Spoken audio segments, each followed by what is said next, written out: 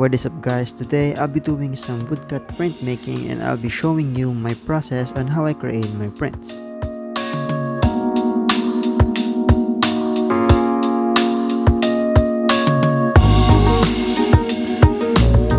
As you can see, I'm inking first the sketch that I've made and then paint it over with a red acrylic paint to see what I'm currently carving from the board.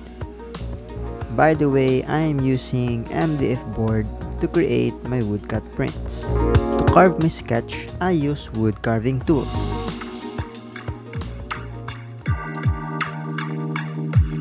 I chose this board because it's easier to find, cheap, and also easier to carve than the other types of wood. Now that I've discussed all the tools that I use, now let's start carving.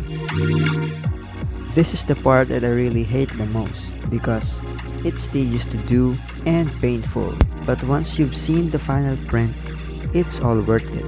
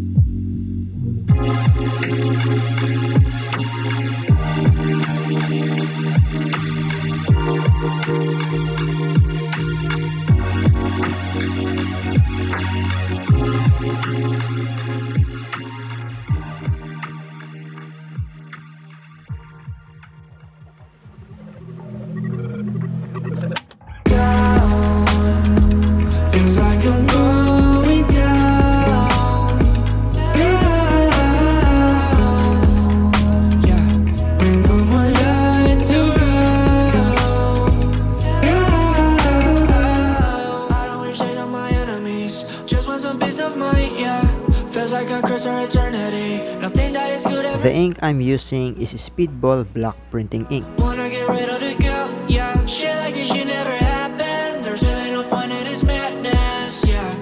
Turning skeptic to this something. Can't believe the shit you've been through had to happen, yeah. Let's apply ink to the board using a brayer. Can't believe that shit I've been through had to happen. And I'm down. Feels like I'm going down. I am using the Fabriano mixed media paper in printing this print. There's no more lights now. Don't wanna fight now. Yeah. But I'm addicted to your love, God. Now the most exciting and my favorite part, peeling the paper from the block. And here's our final print. I hope you've learned something from it today. So yeah, see you next time. Peace. Myself, somebody help me get